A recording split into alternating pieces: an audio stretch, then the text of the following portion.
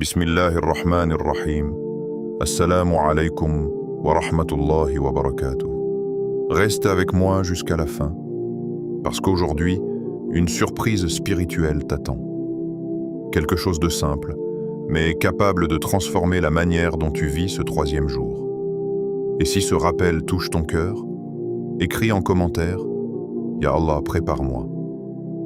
Abonne-toi pour garder ton cœur connecté à des rappels qui nourrissent ton âme. Et partage cette vidéo à quelqu'un qui traverse un combat silencieux. Il y a des jours qui ressemblent aux autres. Le soleil se lève, les obligations commencent, les messages arrivent. La vie continue. Extérieurement, rien ne semble différent. Et pourtant, auprès d'Allah, certains jours sont immenses. Aujourd'hui, c'est le troisième jour du Ramadan. 3 jours seulement. Et déjà, peut-être que quelque chose a changé en toi. Le premier soir, ton cœur était en feu. Tu avais des intentions claires, des résolutions fortes, des promesses murmurées dans le silence de la nuit. Tu voulais que ce Ramadan soit différent. Mais aujourd'hui, peut-être que ton cœur ne ressent plus la même intensité. Peut-être que la fatigue commence à apparaître. Le manque de sommeil. Les responsabilités qui ne se sont pas arrêtées parce que c'est Ramadan. Les soucis qui attendent toujours une solution. Peut-être que tu continues à jeûner, mais intérieurement, tu te sens lourd. Peut-être que tes invocations semblent suspendues. Tu as demandé. Encore et encore. Et le silence semble long. Un blocage invisible, financier, professionnel, émotionnel, spirituel. Une attente silencieuse que personne ne voit. Sauf lui, tu souris devant les gens. Mais au fond, tu portes une question. Ya Allah, quand? Quand la porte va-t-elle s'ouvrir? Quand le soulagement arrivera-t-il? Quand ce poids disparaîtra-t-il? Et parfois, le doute ne vient pas sous forme de mécréance. Il vient sous forme de fatigue. Une fatigue douce, presque imperceptible, comme si ton âme murmurait. Est-ce que je suis vraiment entendu? Écoute bien. Allah entend même ce que tu n'as pas formulé. Il connaît les invocations que tu n'as pas osé prononcer, les larmes que tu as essuyées rapidement, les pensées que tu as gardées enfermées. Tu crois que le ciel est silencieux, mais le ciel prépare. Tu crois que la porte est fermée, mais peut-être qu'elle est en train d'être renforcée pour ne plus jamais se refermer. Tu crois que rien ne bouge, mais Allah travaille dans l'invisible. Et parfois, le troisième jour du Ramadan n'est pas le jour où tout change autour de toi.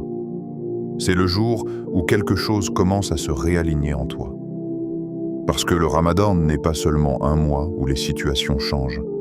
C'est un mois où les cœurs se transforment. Et la transformation ne fait pas toujours du bruit. Elle commence en silence. Peut-être que ce que tu appelles retard est en réalité une préparation. Peut-être qu'Allah n'est pas en train de te priver. Il est en train de te façonner. Il prépare ton cœur à recevoir ce que tu demandes. Car si la bénédiction arrivait trop tôt, serais-tu prêt à la porter? Ce troisième jour n'est pas ordinaire. Il est discret, mais stratégique. C'est le moment où l'émotion baisse et où la sincérité commence. C'est le moment où tu décides. Est-ce que je continue seulement quand je ressens quelque chose? Ou est-ce que je continue parce que j'aime Allah? Et peut-être que ce rappel arrive exactement au moment où tu en avais besoin. Pas pour te secouer, pas pour te culpabiliser, mais pour te rappeler doucement. Allah ne tarde jamais. Il prépare. Il prépare la réponse. Il prépare la porte. Il prépare la guérison, il prépare la clarté, et plus encore, il prépare ton cœur. Reste jusqu'à la fin, parce que je vais partager avec toi quelque chose de précis à faire aujourd'hui. Un acte simple, mais puissant. Un geste spirituel qui peut marquer le début d'un basculement invisible. Peut-être que ce troisième jour sera celui où tu arrêteras de regarder le retard et commenceras à faire confiance à la préparation. Le troisième jour, le moment où tout se décide. Le premier jour du Ramadan ressemble souvent à une naissance. On se réveille avant l'aube avec une énergie nouvelle. On parle doucement, on marche différemment. On sent que quelque chose de sacré a commencé. Le deuxième jour, on commence à s'organiser. On ajuste son emploi du temps. On planifie la lecture du Coran. On décide de réduire les distractions. Mais le troisième jour est moins spectaculaire. C'est le jour où la réalité s'installe. Le corps commence à ressentir le manque de sommeil. Les responsabilités n'ont pas disparu. Le travail est toujours là. Les tensions aussi. Et c'est précisément pour cela que ce jour est décisif.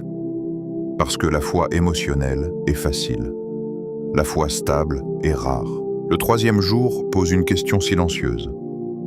Est-ce que tu voulais vivre un moment spirituel ou est-ce que tu veux devenir une meilleure version de toi-même? Ramadan n'est pas un feu d'artifice, c'est un chantier.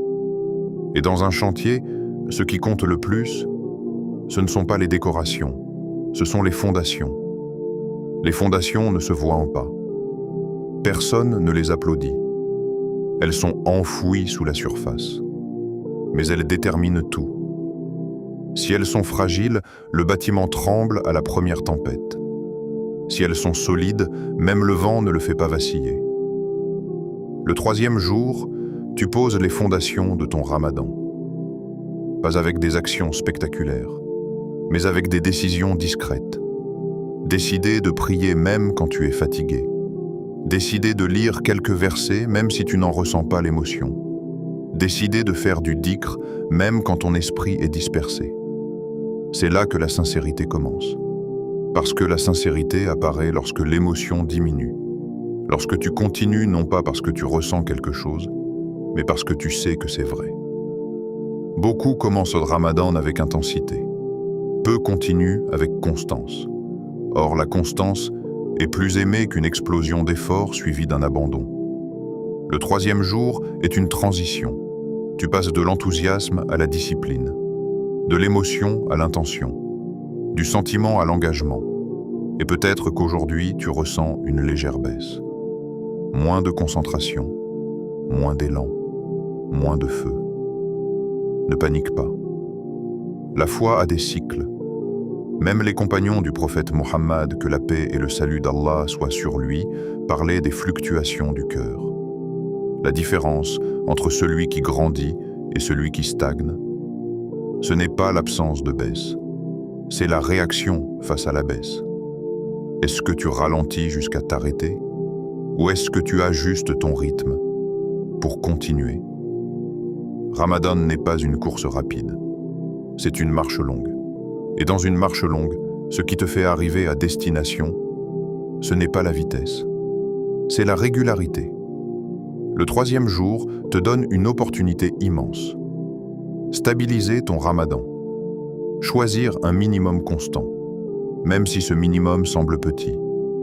2 pages de Coran avec présence, quelques minutes de dhikr sincère, une prière accomplie avec concentration, petit mais stable, car ce que tu répètes te transforme, ce que tu maintiens te façonne. Le troisième jour est le moment où tu décides si ce Ramadan sera un souvenir ou un tournant. Un souvenir émotionnel qui s'efface avec le temps, ou une transformation progressive qui marque ton année entière. Tu n'as pas besoin d'en faire trop, tu as besoin d'en faire vrai. Aujourd'hui, pose tes fondations, silencieusement, solidement, sans bruit. Vendredi, une porte qui s'ouvre. Et si ce troisième jour tombe un vendredi, alors tu te tiens à un croisement exceptionnel. Le vendredi n'est pas un jour comme les autres. Le prophète Mohammed, que la paix et le salut d'Allah soient sur lui, a enseigné que c'est le meilleur jour sur lequel le soleil s'est levé. Ce n'est pas une simple recommandation, c'est une distinction céleste. Depuis que le soleil existe, chaque vendredi porte une lumière particulière.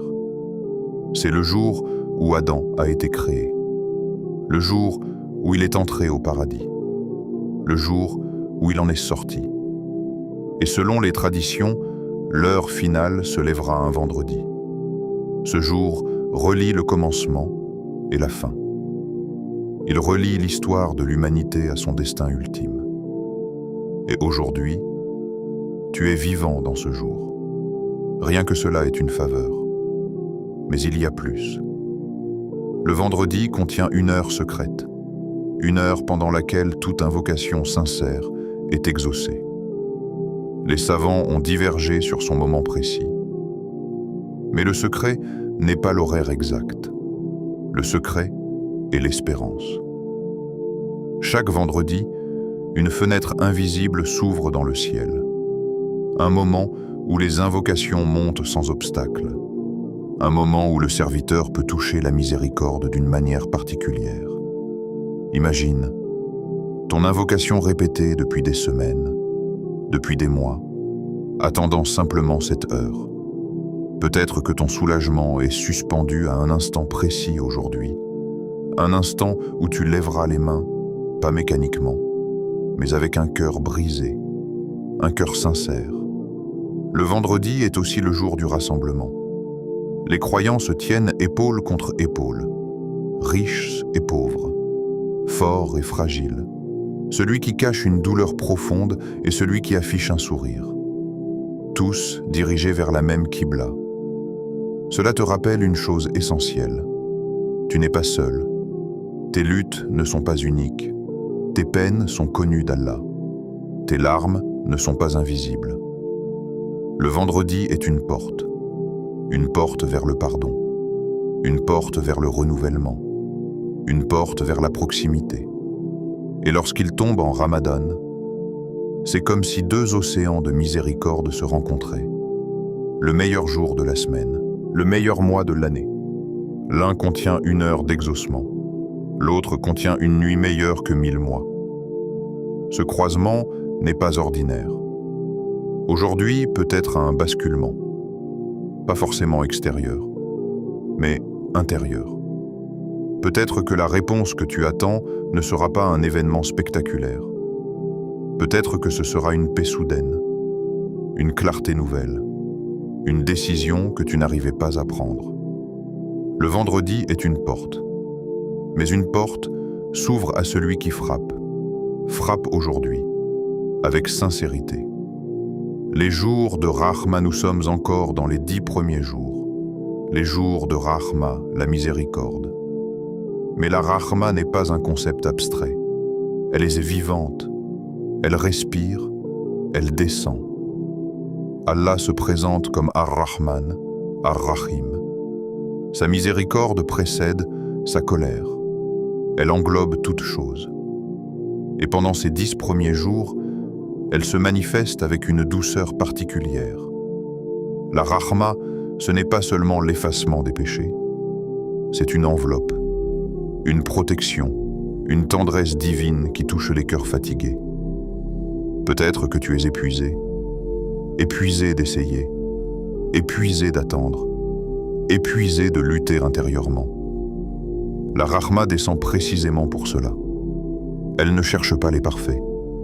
Elle cherche les sincères. Elle ne cherche pas les irréprochables. Elle cherche les humbles.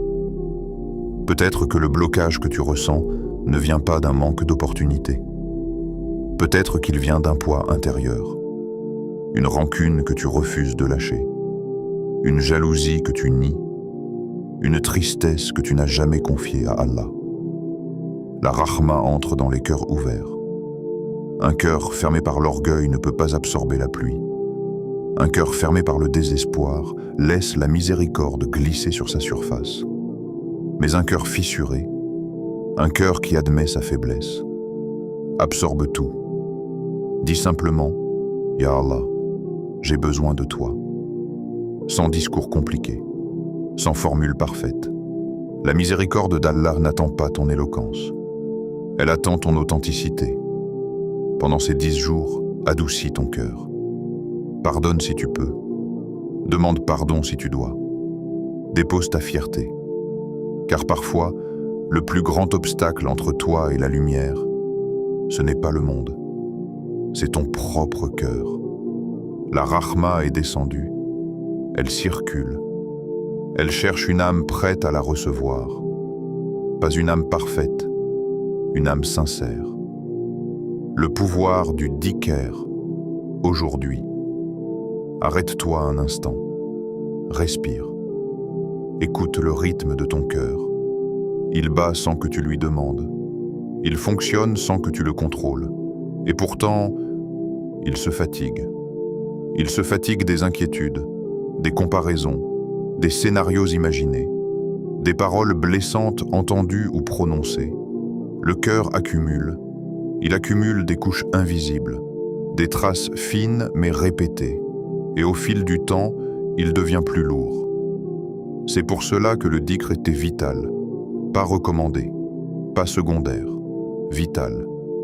Le prophète Mohammed, que la paix et le salut d'Allah soient sur lui, a comparé celui qui se souvient d'Allah et celui qui ne se souvient pas de lui aux vivants et aux morts. Le dhikr, c'est la respiration du cœur. Sans lui, le cœur survit. Mais il ne vit pas pleinement. Aujourd'hui, multiplie le dhikr. Pas comme une formule répétée sans conscience. Pas comme un arrière-plan sonore, présent. Quand tu dis Subhanallah, comprends ce que tu dis. Tu déclares qu'Allah est au-dessus de tout défaut, au-dessus de l'injustice que tu subis, au-dessus du retard que tu ne comprends pas. Chaque Subhanallah enlève une poussière déposée par le doute. Quand tu dis Alhamdulillah, tu reconnais un bienfait, même si tout ne va pas bien, même si certaines portes restent fermées. La gratitude rééquilibre ton regard. Elle te fait voir ce que tu as, au lieu de te perdre dans ce que tu attends. Quand tu dis Allahu Akbar, tu redonnes leur taille réelle à tes problèmes. Ce qui te semblait immense redevient proportionné. Parce qu'Allah est plus grand que ton blocage, plus grand que ton épreuve, plus grand que ton anxiété. Et quand tu dis La ilaha illallah, tu recentres tout. Tu affirmes qu'aucune chose ne mérite ton attachement absolu en dehors de lui. Ni une personne, ni un projet, ni un résultat. Le dhikr n'est pas une fuite de la réalité. C'est un réalignement. Il nettoie les excès émotionnels. Il apaise les tempêtes mentales. Il réduit le bruit intérieur. Et Shaitan déteste cela. Parce que Shaitan prospère dans l'oubli, dans la distraction, dans le cœur dispersé. Mais un cœur qui répète « Allah, Allah » est un cœur difficile à manipuler. Aujourd'hui, choisis une invocation simple, peut-être « Ya Rahman » ou « La ilaha illa anta, subhanaka, inni kunt min az-zalimin ». Choisis-en une et répète-la lentement, avec respiration, avec présence, même 5 minutes, mais 5 minutes vraies, car ce n'est pas la quantité qui transforme, c'est la qualité. La constance attire la baraka. Un dhikr quotidien, même court, peut faire plus pour ton cœur qu'un effort intense mais irrégulier. Aujourd'hui, ne cherche pas l'extraordinaire, cherche le sincère. Et si le miracle commençait en toi, nous attendons souvent un miracle visible, une réponse claire, un message inattendu, une situation qui se débloque soudainement. Nous imaginons le miracle comme un événement extérieur, mais parfois, le miracle commence en silence, à l'intérieur.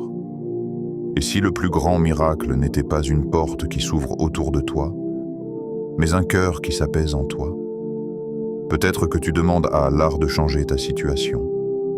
Mais Allah veut d'abord renforcer ton cœur. Parce qu'un cœur stable peut supporter une grande bénédiction. Un cœur fragile peut être écrasé par elle. Tu demandes la réussite. Il travaille ta patience. Tu demandes l'amour. Il purifie ton attachement. Tu demandes une issue. Il développe ta confiance. Le miracle commence parfois par une clarté nouvelle, une réaction plus calme, une colère que tu maîtrises, une peur qui diminue. Ce sont des signes subtils, mais puissants. Et si aujourd'hui était le jour où tu décidais simplement de continuer, pas parfaitement, mais fidèlement, même fatigué, même occupé, même incompris. Allah ne regarde pas l'intensité de ton départ. Il regarde la sincérité de ta continuité. Beaucoup commencent fort. Peu persistent doucement. La transformation durable n'est pas spectaculaire. Elle est progressive, comme l'aube. Elle ne surgit pas brusquement. Elle éclaire graduellement. Et peut-être que ton miracle est déjà en cours. Peut-être que la stabilité que tu développes maintenant est la base d'une ouverture future. Ne sous-estime pas les changements invisibles. Un cœur qui devient plus patient est un miracle. Un cœur qui pardonne est un miracle. Un cœur qui revient à Allah malgré ses chutes est un miracle. Le monde célèbre les événements bruyants. Allah valorise les efforts silencieux et aujourd'hui, ton effort silencieux compte. Si tu ressens que ce rappel arrive au bon moment, ce n'est pas un hasard.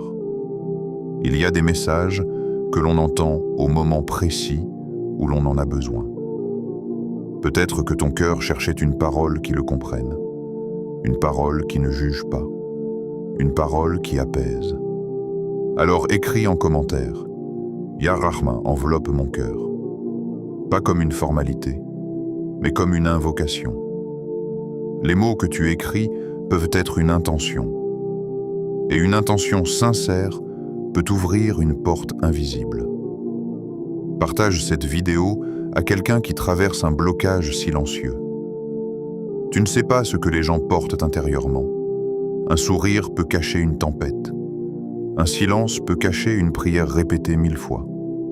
Peut-être qu'Allah fera de toi la cause d'un soulagement pour quelqu'un. Et abonne-toi à Lumière d'Allah. Passe pour un simple contenu, mais pour maintenir un lien, un rappel régulier, une lumière récurrente, un espace où ton âme respire.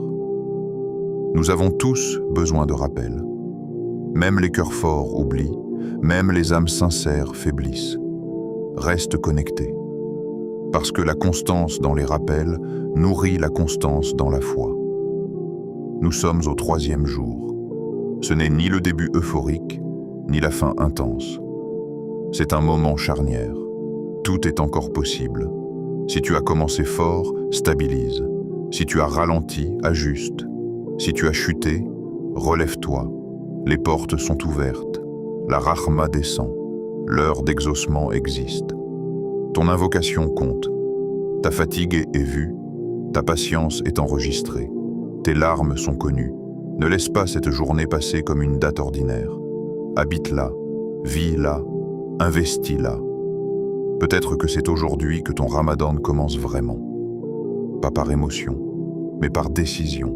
Qu'Allah illumine ton cœur, apaise tes épreuves, renforce ta constance et transforme ce mois en renaissance intérieure. Amin.